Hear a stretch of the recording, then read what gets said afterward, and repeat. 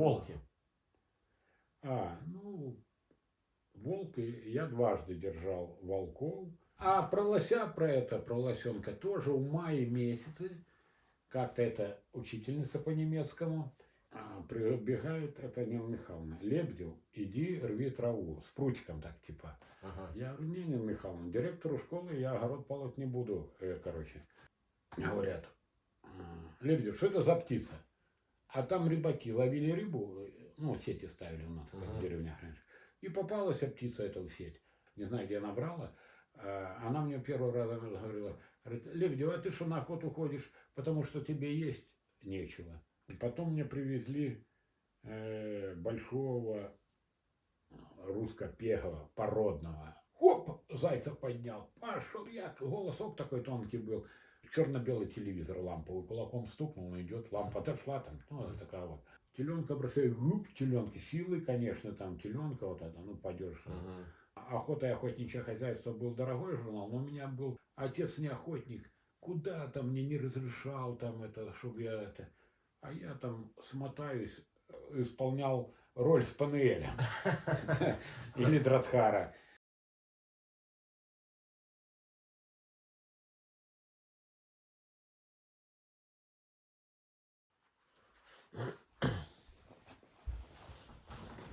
Добрый день всем. Снова Привет. Владимира Михайловича. Поговорим, вот, как люди становятся охотниками. Как вот ты стал охотником? Были ли у тебя в роду охотники? Кто увлекался охотой? И как твоя жизнь вот она складывалась и почему до сих пор это увлечение не проходит? Ну, у меня, честно говоря, не было в роду ни охотников, ни рыболовов, как бы сказать, никого таких. Даже и соседа. Не, ну сосед там раньше это было проще. Я родился возле речки, недалеко от реки. И, ну, соседи ставили сети, ну, для пропитания. Там ловили рыбу. То, что, как бы, говорят там, что про коммунистов так все хорошо жилось, но не так то хорошо жилось, а жили все на своем хозяйстве, нужно было свое хозяйство держать, насколько я помню. Вот. И это, ловили рыбу, чтобы подспорье какое-то к столу было, понимаешь, то, что зарплат не было там больших таких, и все держали там гусей, мы вот, даже мои родители там под 100 гусей держали, речка рядом была, уток, там куры, корова, свиньи, вот это все с огорода, вот это все и питались, свое все были, колбасы, мясо, сало, там, как бы так, вот. А охотников даже и рядом не было таких. Ну, вот, рыбой многие там рыбачили, потому что возле реки жили, поэтому рыбачили. А я не знаю, я помню себя, насколько еще малой был, это, что-то мне вот эта охота как-то, ну, как говорится, какой-то врожденный инстинкт, понимаешь, это он врожденный у меня, и он сильно проявился у меня, как бы с детства. Я помню, еще в школу не ходил, а пришел в школу, там моего товарища мать работала, ну, техничкой убирала там в школе. И я помню, под лестницей лежали эти сумки с противогазов такие. Я ей говорю, нельзя, ну они были, наверное, старые такие, то, что брошено там валялось, как бы. Это, я говорю, нельзя мне эту сумку взять. Она, вот я что-то это вот запомнил, до сих пор помню. Она говорит, а зачем тебе? А я говорю, вот, будет у меня сумка, я буду на охоту с ней ходить. Это самое. Ну и так вот, как бы все у меня это проявлялось. У нас были у деревни охотники. Вот. Председатель колхоза был охотник. У него Ливанов Олег Тихонович. У него был два пеги гончих. Один, ну так, мог и косулю гонять, а второй не, только заяц лисицу гонял. Вот. И Кадик был, Марченко. Они были три братья, все охотники. И тогда они занимались охотой, рыбалкой. И не старший этот, средний брат у них промышлял бобров, как сезон. Они посажу у нас тут, наверное, Днепр, Припять там Мгм. ловили, брали лицензии у них, говорил, по-моему, он говорил, бобров 200 они отлавливали, ну. А тогда бобр денег стоил, там самый мелкий по категории А, по-моему, стоил 100 рублей, а самый крупный, наверное, рублей 150. Прикидываешь, когда у матери в моем колхозе 70 была зарплата. Но они же еще и добывали, он мне рассказывал, что когда ставили ловушки, Мгм. они ловушками ловили. Ну и капканы ставили. Обычно ловушки там на лодке плывет под берегом, видит, где бобр ходит, ходы. Поставляли ловушки, такие остальные штыри, выгоняли это, пробивали землю и это выгоняли бобров и выдр туда. Но, говорит, в выдре надо было, чтобы ячея вот эта, где проволока сварилась в ловушке между собой, Мгм. было ну, чуть меньше 5 сантиметров. То, что у выдра такая, башка пролезет, вылезет, выскочит с Ну, ловушки. вроде визуально крупно. Да, она плоская такая, голова же у нее плоская. Мгм. Она пролезет, ты вон погляди, дырочки какие она у лунки, и молодые выдры они. Вот. Ну, и как-то рассказывал, что у них лайка, там с Минска ребята приезжали с лайкой. Ну, с собакой легче по берегу, которая обучена, на поводке ведешь. И мы, когда пацанами были, мы тоже дворняк держали, и у нас бобра много было. И тоже он идет перед, где гнездовая камера у бобра, ну, в норах, у Мгм. берегах там сажа. Они, собаки слышат, он оп, стал как легавый, чуть не в стойку. И ты уже знаешь, что вот там это. А у гнездовой камеры тонкий слой земли кверху, чтобы Мгм. воздух лучше проходил. И они там делали гнездо бобры, это стружки настрогают. Ну, кто знает, занимается Мгм. бобрами, те знают, это что такое. Вот. И другой раз идешь, не знаю, проваливаешься, это проваливается на поможет. Ну, то, что тонкий слой там перед верхом, бобр так делает. Вот.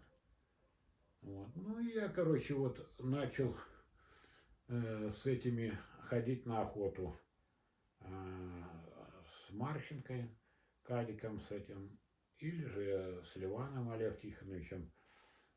Помню, летом на открытие на уток. Ну, тогда же ни сапог, ничего. Пацана, мальчишка был, ничего. Отец не охотник. Куда там мне не разрешал, там это, чтобы я это. А я там смотаюсь, уборочно начинается в конце июля, август, на зерноток. Смотаюсь, чтобы не проспать, там сторожу говорю, буду с тобой тут подремлю, но ты меня разбуди. Восток это, ну там у 5 утра обычно на рассвете, все выходят, охотников много, у нас эти луга косились, заливные, и болотной дичи много было, и уток там, ну, по пойме реки Сож. И я там дремлю. Утром прибегу, а что там, трико такое синенькое было, тоненькое бы что, и босиком. Мгм. А, ну, не было сапог. Они говорят, вот, там, что там хорошо жилось, так, да ни хера ничего не жил. Не было ничего. Это прибегишь этих босиком, приду, сижу на лавочке, жду, пока Кадик там этот проснется и выйдет на охоту. Вот он выходит, и я с ним пошел. И я такой довольный, чтобы там с ним походить. А утром идешь, ноги эти босые, роса, она холодная, ноги мерзнут от росы. А лужи с водой там где-то после дождя или что, там по дороге где-то идешь по лугу, у лужи, забегишь у лужу, вот ноги погреешь в воде, и снова, а сокой попорежешь эти ноги. Потом по болоту поэтому полазишь за утками с ними, там исполнял роль Спаниеля или Дратхара. Это, ноги попорежу, этот глей поприлипает, ну ты его смыл, но все равно же остается эта грязь. Так? Мгм. И начинает это, домой приду с охоты, блин, ноги болят, это порезанное, ну закатывал где-то это трико, понимаешь, чтобы по воде. Трико это тоже одно. Да, трико одно, и это ноги попорезанные. И, бляха, вот это, ноги болят, и вот бабуля, это земля и пухом, она гусей держали, вот гусиный жир всегда был. Она гусиным жиром раз намажет ноги мне.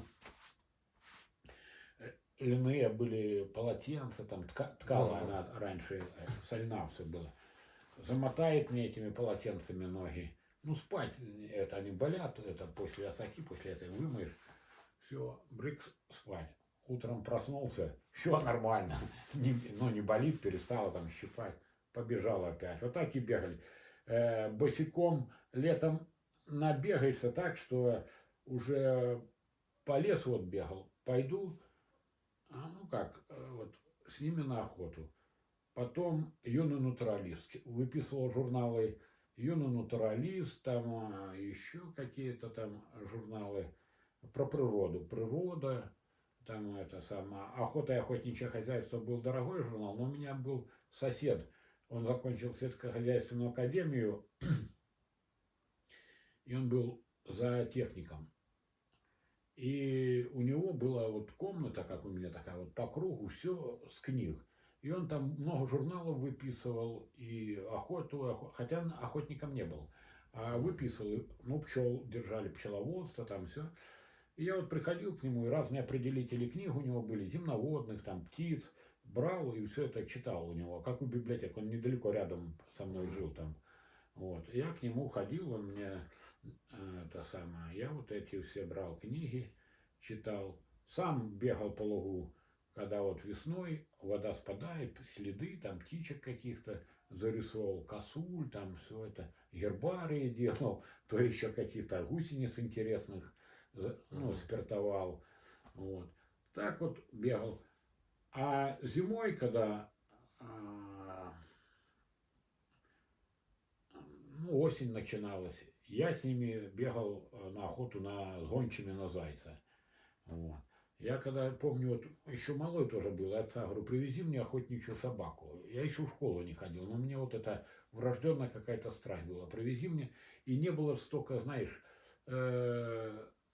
телевидения такого не было, информации столько, как сейчас детям, ну, компьютеры и все остальное, чтобы посмотреть где-то. А у меня это было. Шел черно-белый телевизор ламповый, кулаком стукнул, он идет, лампа отошла там, ну, такая вот фигня савдеповская. Вот. И у меня вот эта страсть, он привез мне какую-то дворняжку. Потом я в одного взял уже такой, не знаю, какой класс ходил, но еще до 8 класса там что-то малой был. Потом взял дворнягу какой-то, помню, Вулкан назвал его. И он такой был лохматый. И я с ним ходил на поле уже подрос, и в нагонку его подымал зайца, и он на глаз за зайцем бежал и голос отдавал, там тяу-тяу, протявкается немного. Ну, все равно это не гонча было, дворняга, но как в азарте он подавал голос. Но мне никто не мог этого. Ну, начал читать книги там по нагонке, по натаске этих самых гончих. И потом у этого кадика была выжловка пега, ну, тоже беспородная, и там она повязалась непонятно с кем. И я взял такого... С вулканом. С вулканом, да. Или с 3 вулканами. И, короче, было похож. У меня был пеги, гончак, пеги, но не крупный. Пеги, я его назвал там, Рахдай. Из книги Виталия Бианка, там Одинец был гончий Рахдай. Да, вот да. у меня был Рахдай этот. Кстати, классный рассказ, я Да, его да. несколько раз перечитывал. Да, я тоже. Вот. И это самое, я вот с этим Рахдаем на поле, в нагонку, там, где картофельник осенью, он уже начал чуть-чуть, вот, ходя. Я уже до того его натаскал, что он, ну, на подъем был, вот, по полю такой по жировочному гляжу хвостом, хоп, зайца поднял, пошел я, голосок такой тонкий был, гоняет, я стану там на высокое место, гляжу туда, заяц накидает ему это самое, ну, вот так с ним. По снегу тоже в нагонку гонит. Заяц раз там где-то перепрыгнул, он ищет. Я прибегаю туда, это, по следу, ну, с ним прибегу, скололся. Я начинаю, я сейчас вот не могу так тонко голос, а я научился отдавать голос как гончая. И когда это, я знаю, что надо круг обрезать, я круг, и это, его подсвистываю вокруг, и когда скидку нахожу зайца, тоже так, голос отдам ему азарт, он летит уже аж с визгом ко мне, и на след и пошел на луг. И я с ним вот до вечера нагоняюсь этого зайца, загоню, откуда его пригнал. Честно, вот гонял с ним на гонке с этим Рогдаем. Ну, а потом он заболел чумой. Ослеп, там это начал тыкать. Но я не знал, что такое. Но это чумку подхватил. Собаки не были привиты тогда. Ну, я не знал, что такое вот привитое. У меня вот этот Рогдай у меня так вот от чумки погиб. Вот. И я вот все это сгончил. Потом мне привезли большого русско-пегого, породного. Это как же, крупный, все, голова такая, все породный такой, красавец, выжилец. Я помню, привезли, а у него дядька мне привез откуда-то с города, это его где-то взял. У него даже, ну, он такой был, что, наверное, не набитый были, он так тяжеловатый был, а пяток не набито было, он где-то бегал, и у него постирались аж эти пятки. Я помню, побрызал ему эту шкуру, ну, короче, замазал, ну, заросло, это мозоли. Мозоли были стертые, понимаешь, такие сбитые. Ну, у него был голосина, это уже был породный пеги гончий, и когда он меня по лесу подымал или что, это уже гнал, и я слышу его, блях, пойдет, ой, гончак такой. Это все было у меня до армии, эти собаки были гончие. Я вот любил с гончими все и думал, приду после армии и заведу себе, ну, начитавший много книг старых охотников, как они охотились со стаями гончих, на волка, там, на лисицу, на красного зверя. Я перечитал кучу книг и думал, заведу лошадь и заведу стаю себе гончих и буду с ними гонять. Вот это. Мне нравилось, ну, когда идет гон, знаешь, такие хорошие голоса. Вот. Но вот это мечтал я об этом. Ну, у нас у деревни ездили на север ребята и привозили лайк там одному. Привезли, помню, лайку, вот на такой покрасу был кобель. Он пойдет с ним, а он рыбак, не охотник, и он лежит, то бобра хатки копает, знаешь, у него охотник, то лося загонит у крыницу, там это самое, лосенка, это такого годовалого, облаивает такой. У него хороший был охотничий инстинкт у этого кобеля, но он был, то там пушнину копает, ну, у него, он был такой хороший кобель. Владелец не охотник. Да, владелец не охотник, он рыбалкой занимался, и все, он такой в возрасте был мужик. Вот, и я все говорил, отдай мне его, но он что-то нифига. Говорю, скажи сыну, пусть мне привезет с севера лайку. Я тоже, она красивая была, у нас не было лаек ни у кого. Ну, гончие были такие беспородные, там, похожие на гончих. Знаешь, отношение к собакам, там, ну, как у многих людей. Это же надо, столько собак. Лучше ж кабана выкормить. Это сало я буду есть, а собака это что? Ну, такие вот отношения. Или кормят их там непонятно чем, очистками, даже картон не очисткой, то что, ну, бляха, ну, люди вообще к собакам относятся некоторые, вообще ужас как. Вот. И я вот думал, меня вот эта страсть какая-то, я в школу ходил, у меня в 9 классе учительница была такая. Я вот сейчас думаю, ну как вот эти учителя могут детей учить? Вот, например, на Западе, например, учитель скажет, вот нарисуйте там, бляха, домик какой-то или что. А кто это возьмет, к примеру, танк с окошкой нарисовал. И учитель никогда не скажет ребенку, что ты дурак. Я же тебе сказала рисовать домик, а ты какой-то танк с окошкой нарисовал. А на Западе там скажут, да, то что-то мы с тобой поговорим, вот почему ты так. То, что надо разобраться в человеке, ну, почему он так нарисовал, не дом, а вот танк с окошкой. Что у него за мышление? Может, причина-то в учителе? Да, да, это.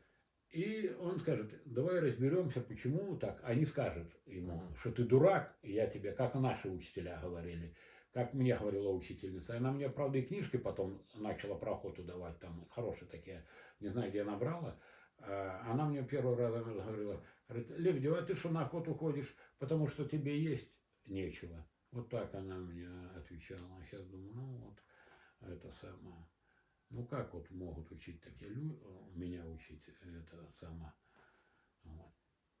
Я в школе до 8 класса, А как нашли птицу? слушай, расскажу, как вот до 8 класса в школе, я вот это не помню, в каком, 6 был классе или что, ну к этому же ходил, за технику, у нее определители птиц. И я все там следы зарисовывал, читал книги, и что мне какая птица неизвестна, определитель есть. И Мгм. я все это изучал. И вот однажды, ну я такой хулигановатый был, там с соседней деревни пацаны, ну подеремся в школе, дети там, наверное. Ну я там кому-то в глаз дам, там еще что-то под глаз. И так вот, это самое, сижу, прибегает там девчонка с класса, говорит, Лебедев, тебя учительскую вызывают. Я такой сижу, думаю, бляха, ну там никого сегодня ни с кем не дрался, что меня туда вызывают. Я, я такой прихожу, сидят все, вот все, от директора, заучи, Весь консилиум.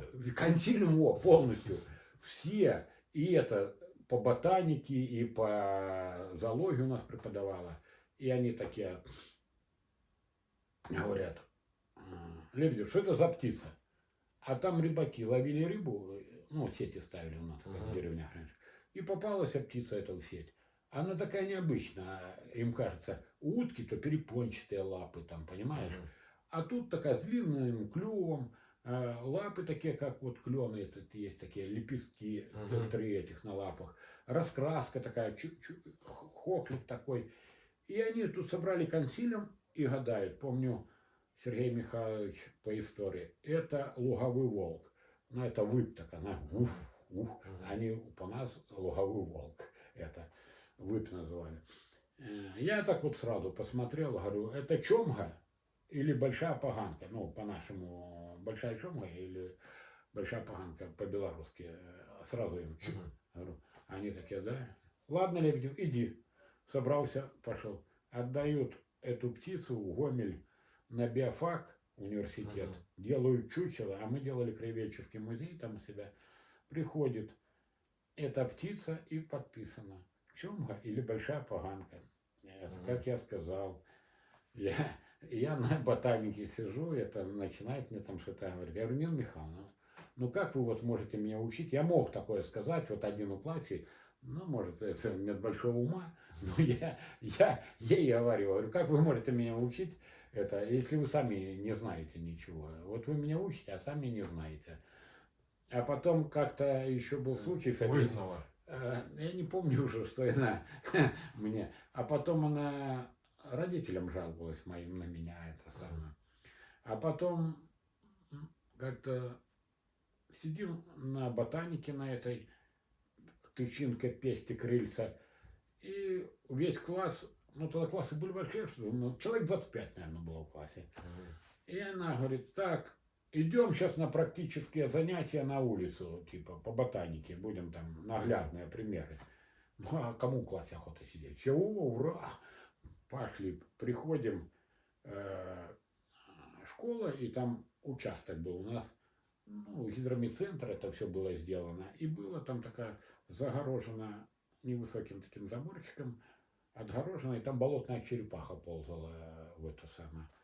Мы пришли на этот, сюда к гидромедцентру, а там в школе жил директор школы, и у него была картошка посажена, понимаешь? И она такая, так, становитесь по рядам, каждый, вот 25 человек, и рвите траву. Прикидываешь, какие вот раньше говорят это, вот халуйство это вот перед директором, понимаешь? Это у нее же, это пойти директору школы, а нас, ну, чистая в форме, ну, такая не была, раньше была синяя форма, там у девочек это коричневая, белые фартуки, ходила такая школьная. Она становитесь по рядам и рвите траву. Понимаешь, вот это халуйство, чтобы и нас приучали к халуйству, директору школы ходить траву рвать. Эти все стали, весь класс стал. Ну, я вот хвастаться не буду. А я прыг к этой черепахе в эту в загородку, лег и наблюдаю, как она там капусту или морковку жрет. Лежу. Прибегает это Нина Михайловна. Лебедев, иди рви траву. С прутиком так типа. Я говорю, не, Нина Михайловна, директору школы я огород полоть не буду. Короче. Она что-то мне говорила, я так, это, она бегает с прутиком, а у нее такое было платье и такая брошь и желтый камень тут у Ага. нее. Я такой, она потом моей матери рассказывала, я уже про это и забыла. Мать мне вот и даже сейчас это что-то запомнила. Я такой лежу, говорю, не, Нина Михайловна, вы, говорю, что думаете, что вы одели этот лунный камень, то вам все можно. И мы это самое. Не, говорю, директору школы, ну так и не пошел, короче, директору школы. А раз вышел, ну, как-то земноводных тоже, вот инстинкт у человека, ну, то есть змей как-то, ну, остерегаться уже, наверное, с веками, вот, какой-то инстинкт самосохранения у человека. Я тоже змей. Вот. Ну, Все, вот. но змей вот я не Да, вот это терпеть не могу. спокон веков, видишь, заложило это уже веками, что это опасно, и ты лучше не В трогай. Сибири, вот я помню, начинается, вот 8 лет я был их мало. Как эти клубки, такие эти змеи туда, вах. Так слушай, а у нас же разливается эта речка, ну, разливы, снега были побольше, морозы. И везде лодки лежат. Эти долбанки, челны у нас называли, сосин долбили лодки. Мгм. Классно, они проходили. И мы что? У деда моего всегда 2 было, а то и 3. Ну и у нас так. Ну, кропотливый труд, хочу Ну да. сказать. Ну это я помню, могу рассказать, как они делались. Я помню, как делали у нас деды.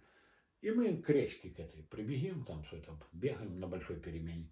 Прихожу, а солнце уже Мгм. уплывает. И я такой, лежит, но я знаю, что он безопасно и не укусит этот уж, но все равно его как-то. Я его все равно себе переборол, хватит за хвост, здорово, так толстого поймал уже. А крепкие, Да, возьмешь и руку. я так его раз поймал, и там, знаешь, как часто мусор вывозит, а тогда рвы там Мгм. с деревни выносили в ров, все, в ров как это, где-то водой или что размывает туда, всякий мусор выкидывают. Шел там банка ну, консервы, и крышка недорезанная такая была. Мгм. Я это уже в банку эту раз крышкой закрыл и прихожу в класс.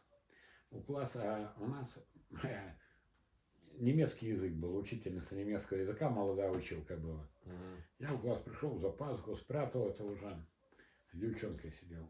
И так вот сижу, и я ей говорю, хочешь, я покажу, что там? Она что? Я такой раз за пазуху банку достаю, крышку, раз, оно оттуда голову, знаешь, а реакция такая. Мгм. Я оп, тоже что-то дернулся. Он раз упал и под партами. И прикидываешь, весь класс визг, училка тоже, все стоят на столах. Они такие, Лебедев, убери, иди с класса, только убери это самое. Ну, я это уже поймал, это за пазуху вышел, гляжу, матушка идет на работу. Это. Я подошел, что ты, да вот это. Я достаю, говорю, вот, домой принесу. А я всякую ерунду, то сол, то еще что-нибудь тащу. То лося. Про лося расскажу. И я это говорю, уж будет. Они же наслушались сказок этих. Она, ой, Володь, ты что, у коровы молоко будет пить, ты что, не надо, ты что, домой уже? Ну, я, короче, выпустил его этого уже. Вот. А про лося, про лосенка тоже в мае месяце как-то это учительница по немецкому, там еще девчонки, и уже вода так спала на лугу, ну еще было это, ну уже можно было пройти до сажа, там по дорогам, по бродам где-то, Мгм. вброд. Пошли за черемухой они, ну я с ними иду, я тоже там был, мне 11 или 12 лет так вот. Иду такой, смотрю, что-то, раз так примелькнуло впереди, там дорога. Я туда прихожу, лосенок. Я поглядел, лосихи нету, ничего. Я тогда не понимал, у него еще пуповина, он слабенький был. Я вот так поднял, он лежал, поднял, за шею подержал. Взял, я его приподнял на руках тогда, пацаном. За шею так взял, прошел он за мной, потом я отпустил, и он за мной пошел, как за лосих. И я уже не пошел ни по дороге, я как-то по прямой, то что я уже плавал, как рыба в воде в детстве, с детства. Лазя по этим всем болотам, то бобров весной ищу, то еще что-то. И я так пройду на островок, лягу, присяду, ну или прилягу, так передохну, он раз возле меня ляжет этот лосенок. Но пока я там шел по прямой, я там не по дороге пошел, девчонки эти набрали Черемихи пришли и в деревне говорят, Володька там где-то поймал лосенка, идет с лосенком домой. И я вот так, у нас там речка возле деревни была, я ее так обхожу уже другой стороной, и к дому там я на окраине, да, в деревне жил с другой стороны. И так захожу, и уже куча народу стоит, встречают меня чуть не с цветами. Слава шла Да. впереди тебя. Да, и они уже рассказали, что я лосенка поймал, и я такой иду, и он за мной рядом. Так жмется ко мне, увидел народ, он уже как мамки. У меня, понимаешь, он отелился, видно только, и мы тут, и, ну, лосиха отбежала, и он принтил, ну, запечатление родителей, ну, уже я поддержал, он у меня как родитель, ну, понял. И я вот с этим лосенком один кричит, он такой же рыженький, зад такая опущена сзади, передние ноги подняты, ушки стоят, рыженький кричит, где ты такую овчарку себе взял? Такая маленькая. Ну вот я привел. И с ним предколхоза там, говорит, молока бери там на ферме, если что, пусть дает тебе это. Я вот купаться ходил, он за мной бегал, как собака. А потом, что с ним произошло?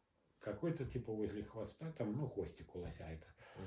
Типа лишая там стало или что это. И это уже было в сентябре месяце, в конце сентября. И врачи сделали укол нахер какой-то там. И он крякнул, может, специально. Лепило какое-то. Да, лепило. Попал в нерв. Да, и, короче, он меня крякнул. Ну, я сильно переживал так. Ну, я так думал уже, и так, хомут. Ну, такой же пацан, хомут маленький, а у меня там конюшня рядом была. Я пошел к конюху, говорю, ну-ка мне хомут там. Дядя Иван, есть там хомут для лося моего маленький? Она говорит, на, Володька, у тебя маленький хомут. Я ему уже хомут там думал, буду кататься на лосе, понимаешь? Это самки, думал, ну, я... Ну, так. А как вот он себя вел? Ты придешь купаться на речку, там, на озеро? А я приду, вот, купаюсь, а так, ну, пацаны, что летом делать у нас? Не у компьютеров было, а или на речку, или в сосоннике там что-то, с самопалов стреляем, с пропеканок там какой-то, ну, были, самопалы-то во всех были, это, пропеканки, это мы, это у меня... Были вооружены все. Вооружены, да, все вооружены, это все у нас, войнушки, гуляем целыми днями. Но на речке купаемся, загораем. Это. Я вот купаюсь, он уходит в водоросли, ест там это. Вылезу, лежим, загораем, он рядом ляжет. Кто это там, раз на него, он меня защищал такой, знаешь, хоть мангру, уши приложит, и глаза закатит, говорят, не легать, задней ногой, щип, на переднее становится передними копытами, такой туф в грудь, брык, пацаны там в это самое, всего боятся стали его. Он такой же подрос, это июль такой хороший был, откормленный. Так. А он любил плавать? Вот, чтобы плавать, за мной так не плавал, а когда, не помню вот этого, а помню хорошо, что он это водоросли любил, когда мы купаемся, он заходил так, голову туда опустит, как вот показывается в фильмах, и жрет это. Водоросли, да? Да, водоросли. Ну, ветки, это листву, там, где дубки любил, осинники, это самое, листья. Ну, так, бегал как собака за мной. Куда я, туда он. Там сядет.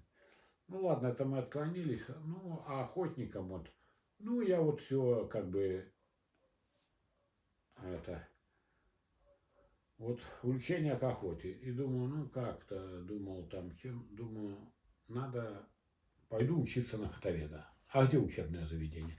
Взял, написал в журнал «Юный натуралист» еще до 8 класса там. Где такие, это самое, вот, есть заведения. Мне там прислали в Иркутске, по-моему, в Кирове и в Москве. Вот это все. Вот. Ну, там написали, что предпочтение, конечно, лучше, когда после армии вы это самое придете, там все.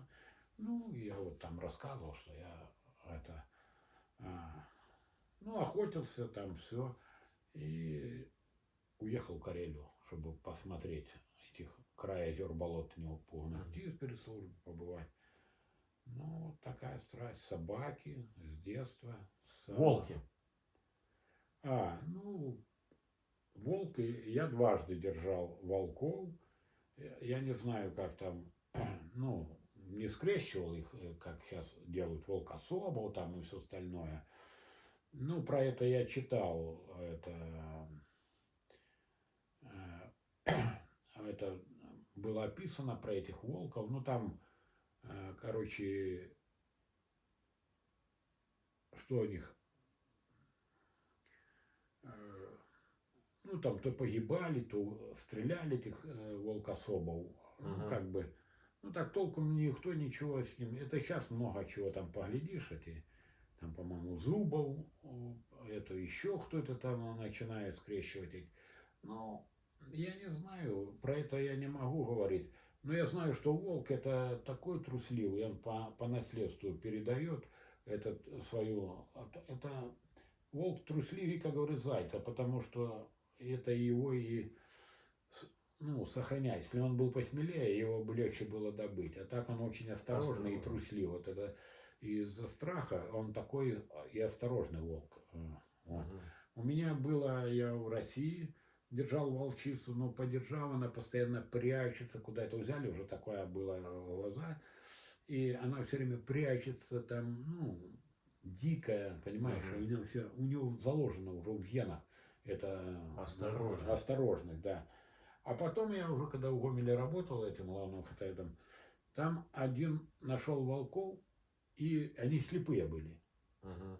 Но а у любого животного есть это импринтинг, запечатление родителя. То есть, Мгм. когда курица еще цыпленок у яйца, она ко-ко, там это, он слышит. И когда он проклюнулся, то есть увидел курицу, он чик как сфотографировал. И это Мгм. вот импринтинг, это уже родитель. Он думает, что это родитель. То есть он вылупился, увидел тебя, Мгм. о, батяня, как тот это самое, все. Вот. Как бычок в мультике. Да, да, да, батяня, вот. Так это. И вот этот волк, он сначала там на диване со мной, знаешь, это ляжет, бегает. Я его звал Вован Иванович. Ага. Вован Иванович. Такой все вроде бы. Его выкормили, ну, подгончую собаку, а молоком она выкормила его. И он такой, как бы, ну, все равно, он был у меня, потом я его отдал сюда одному. Его поставили на цепь, трос был с 53 гайка. Мгм. Вот это. К гайке был приварен цепь.